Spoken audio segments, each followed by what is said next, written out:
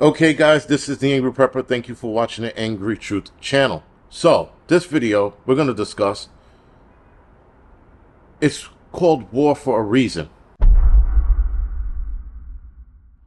Now, guys, a lot of people on both sides, Israelis, Palestinians, or anybody who supports Palestinians, anybody who supports the Israelis, or Israel, rather, sorry, everybody keeps pointing out the atrocities of what's going on in war. That is exactly what war is. War is an atrocity. War is bad. Men who've been to war can tell you all about it. And I've listened to a lot of stories. It is just nothing short of a nightmare.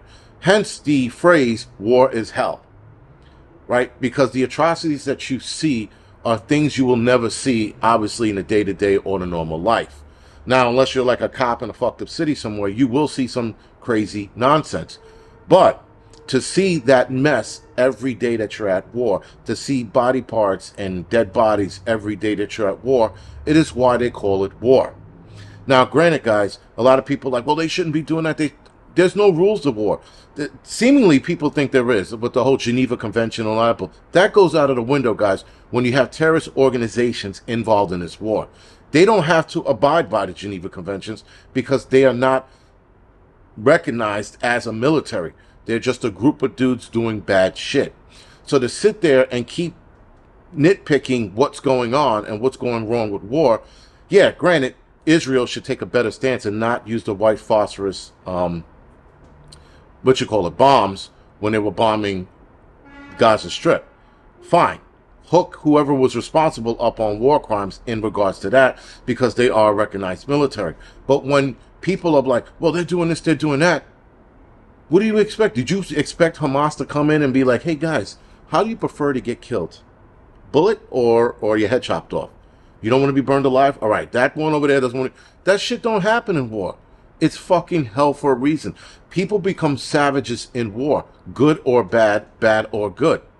There is no fucking splitting hairs. There is no, well, they did that, we should do this to them.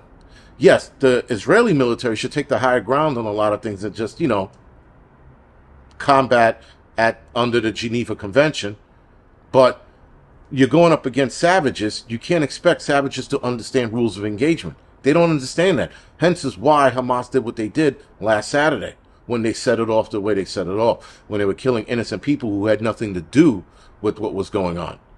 If Hamas would have taken the fight straight to the military, straight to the police station, people would have wholeheartedly understood that. But they didn't. They went after women and kids. And that's what makes them savages, because they went after, essentially, the weak, the people who couldn't defend themselves. Now, I was a little surprised to find out that Israel, or Israelis, didn't carry arms. I thought they all did. I'm like, well, if they were all armed, how the hell did they let these people come into their homes and go to work? Well, apparently, they have a strict firearms regulation there. I didn't know that. I just found that out recently. Because I'm thinking, well, if they all had firearms in their homes, they should have been bringing a fight to them. Now if this is in fact true, I'm going to look more into it, but this is in fact true, that Israelis don't have firearms in their home, or they're limited to having firearms in their home, this is another reason why the Second Amendment is so important here. Because if some shit like that happens, guys, we're fighting back. There's no way any invading force is going to pull that shit off. Now, they could pull that off in a city. Just keep in mind, gangbangers here in the city are going to start defending the United States.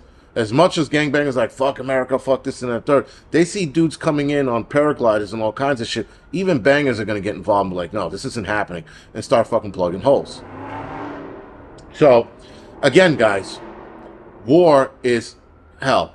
And this is according to guys who have been to war. I've never been to war. The closest thing I even been to war was 9/11. And that was, that was a localized incident, if you will. It wasn't a large area like when you go to war and you're talking about an entire county or region of whatever country you're fighting in. So that was about as close as I got. And there was no gunfire explosions. There were some explosions, but that was the gas lines going off. But that was it. There wasn't anybody shelling us or anybody shooting at us. It was just a building that came down. And that was as close as I can get. Or that we got here in the United States, rather, recently. But trying to nitpick and talk about what people shouldn't do, it's war, man.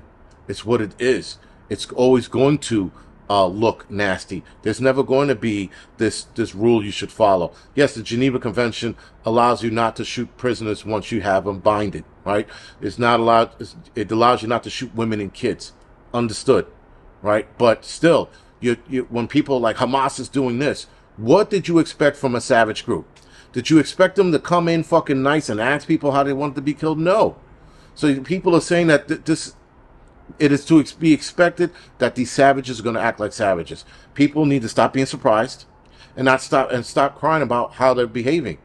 They're savages. That's how savages behave. Now, if Israeli troops responded the same way, I could understand if they did. And I'm going to say it's right in some responses. I think they should, at some points in time, throw the Geneva Convention out of the window and do what needs to be done to teach them a lesson. The problem is, guys, the savages know how the military is going to respond.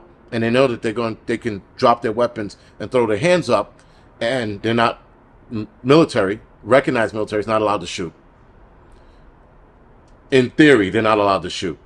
But and that's why so many Hamas members are being caught. They're being thrown in jail or whatever it is. They're being interrogated. I saw a couple of interrogation videos. And in an interrogation video, the one guy said that their mission was to kill kids and rape women. Paraphrasing.